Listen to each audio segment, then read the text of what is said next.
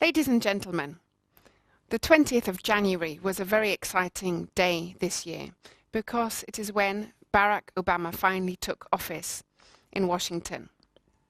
And I don't know about you, but I myself certainly stayed up to watch his inaugural speech, which was absolutely wonderful.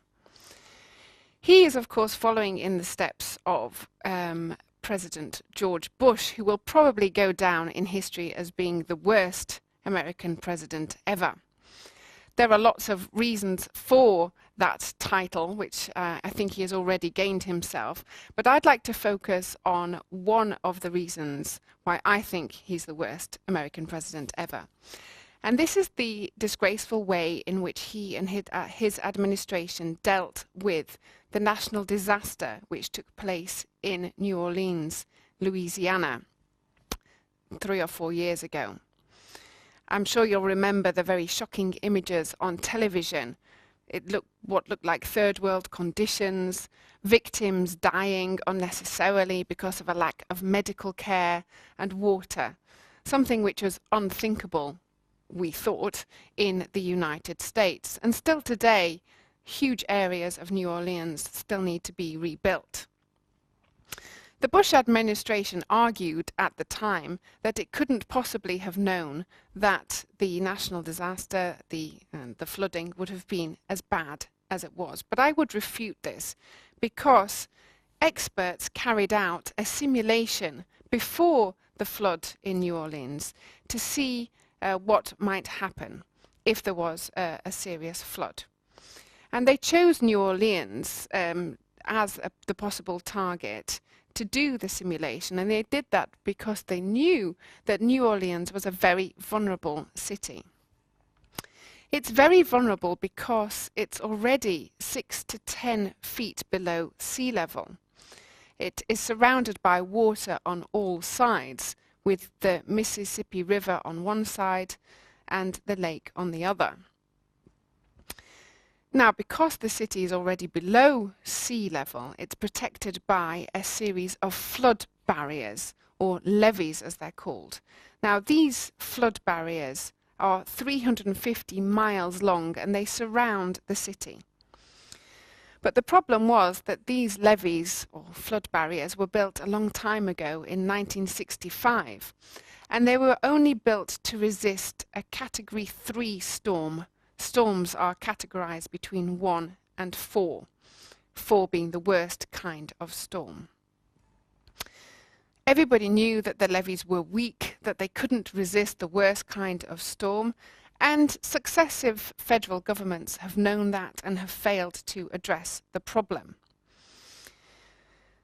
In the simulation that they carried out, the experts, they said that there would be about 300,000 people from New Orleans who would be unable to leave the city. This was because they were either too old, or too sick, or too poor. A third of the population of New Orleans actually lives below the poverty line. And two-thirds of the population are black. And I think this was perhaps what was most shocking in the images that we saw on television. And not unsurprisingly, the Bush administration was accused of racism for not worrying about the poor blacks in Louisiana.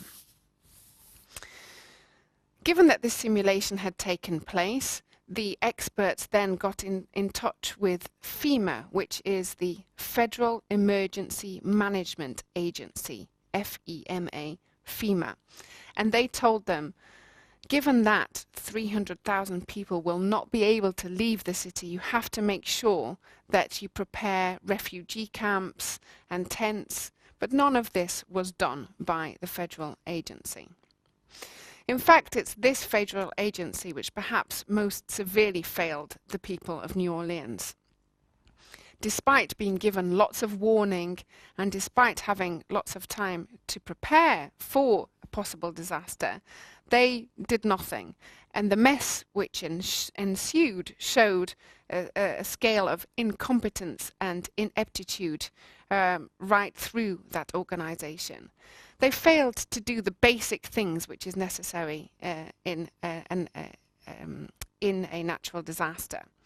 For example, they failed to give ample warning to inhabitants. Number one. Number two, they failed to evacuate people in time.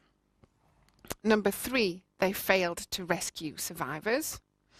4, they failed even to supply food and water.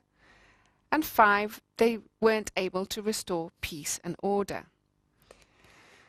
Despite being told by the experts that around 300,000 people would be unable to move from the city, they managed to set up a refugee camp in the football stadium, which could only house 15,000. So whereas they should have been preparing to house 300,000, they only prepared to house 15,000. In the event, when disaster struck, 26,000 people turned up to the football stadium. So a good many more than were really able to stay. So conditions were very cramped. It was very hot. There was no food, no water, and people were stuck there for 24 hours and then 48 hours without any help whatsoever. So as we can see, Bush did not do what he should have done. He declared a state of emergency when the hurricane hit New Orleans, which was on the 26th of September. But having declared a state of emergency, President Bush then promptly went on holiday. The flood barriers broke on the 27th, and by the 30th of September, so 4 or 5 days after disaster struck, still there was no help whatsoever. And people were treated in a very inhumane way by police and by the army in the end, because the army had to be drafted in to help. This fueled claims that, once again, that President Bush was a racist president and that he wasn't doing everything in his power to help people in Louisiana. So, in conclusion, I think we can say that this disaster was totally foreseeable, even though the Bush administration claimed that it wasn't. And some of those 1,200 lives that were lost could have been saved. And the Bush administration and its Federal Emergency Management Agency are entirely to blame for the mess. I don't know about you, but certainly when I saw this on the television, I had to ask myself, would this have happened? Would President Bush have allowed that to happen in a largely white area, which is more likely to vote Republican? And now, of course, we can ask ourselves, could that ever happen again, now that we have the first black president of the United States? I'll leave the answer up to you.